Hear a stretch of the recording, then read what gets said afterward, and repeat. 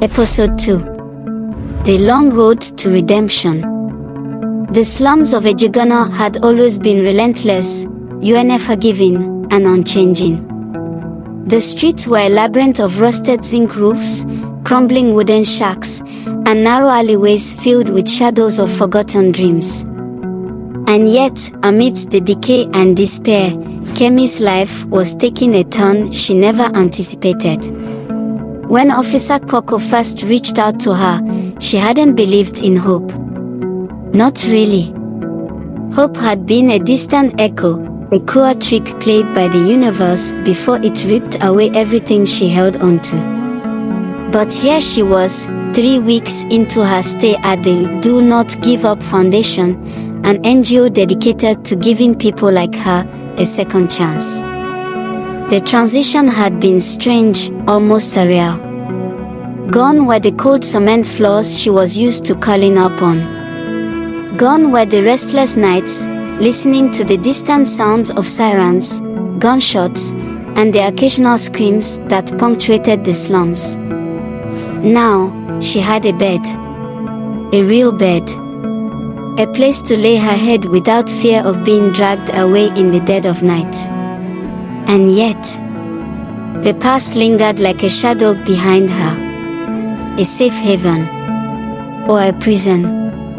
Kemi sat on the balcony of the shelter, staring at the bustling streets beyond the compound's walls. The scent of boiling beans and palm oil wafted through the air from a roadside food vendor nearby. The laughter of children playing football filled the background, a stark contrast to the silence brewing in her heart. Are you always this quiet? The voice belonged to Aisha, another girl in the shelter. She had been there longer, almost a year now. Her skin glowed with newfound health, her clothes were neat, and her eyes, once hollow, now carried warmth. She was living proof that redemption was possible. Kemi shrugged. I'm just not used to this. The quiet. The kindness. Aisha smiled knowingly. It feels strange at first. Like you're waiting for it to be snatched away, right? Kemi's eyes darted toward her. How did she know? Aisha chuckled, leaning against the railing. I was like you. I spent years thinking I didn't deserve good things. That if life had been cruel for so long, then maybe I was meant to suffer. But that's a lie. You're here because someone believes you're worth saving. Kemi swallowed hard. Was she worth saving? Before she could answer, the familiar sound of a siren blaring outside made her freeze. Even now, after weeks in the shelter, the sound of police sirens made her stomach churn. Old habits died hard. Then came a familiar, commanding voice. Oya, open this gate for me. Una no dey hear word. Obi make I climb over. Kemi's lips curled into an involuntary smile. She knew that voice. Officer Coco. A unexpected friendship. Kemi watched as Officer Coco strode into the compound, her uniform slightly wrinkled, her boots covered in dust. She was gruff but warm, a woman whose heart carried the weight of the streets she policed. Kemi, see as you fresh. Who would believe you were running around Ajegunle like a fugitive some weeks ago? Kemi rolled her eyes but couldn't hide her smile. You're exaggerating, officer. Coco smirked, plopping onto a nearby bench. Me? Exaggerate? Never. I just came to check on you. Hope these people never use big grammar confuse you. Aisha laughed. No, oh. Kemi is adjusting just fine. Officer Coco nodded approvingly. Then, lowering her voice, she leaned in. But seriously, Kemi, how are you really doing? I know it's not easy adjusting to a different life.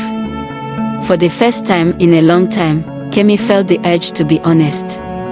She sighed. I feel lost. I don't know what comes next. I've spent most of my life just trying to survive each day. Now I have a bed, food, people who actually care. But I don't know what to do with it. Poco was silent for a moment. Then she said, you don't have to know everything now. Just take it one day at a time.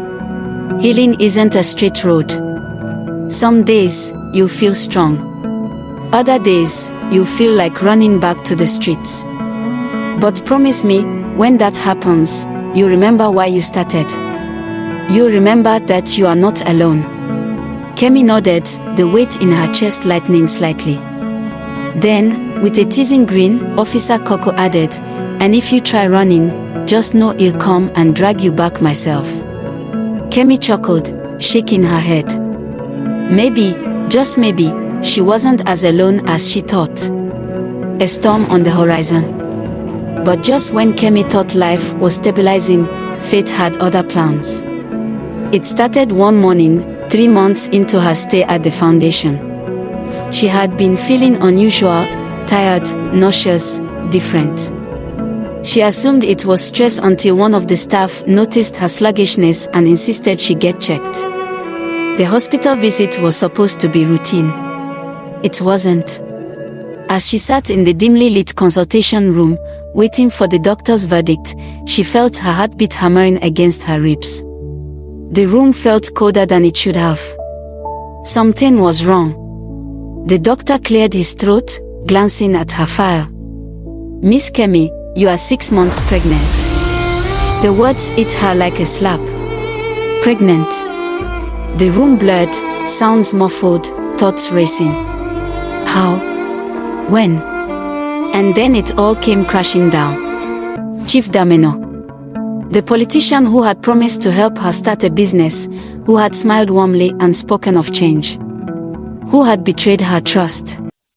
She had tried to erase that night from her memory, burying it under layers of survival instincts. But the past always found a way to return. Now, here she was. Pregnant. What would the foundation say? What would Officer Coco think? And worst of all, what was she going to do now? A question that changes everything. As Kemi walked back to the foundation, her hands trembled. The wind howled through the streets, whispering secrets only Kemi could hear. She stopped at the entrance of the shelter, her heart pounding. What happens now? To the audience. Now, the big questions remain. Will Officer Coco stand by Kemi after this revelation? Will Chief Damano face the consequences of his actions? How will Kemi navigate the next chapter of her life, now carrying more than just her past on her shoulders? Watch out for the answers to these questions in the next episode. Thank you for watching.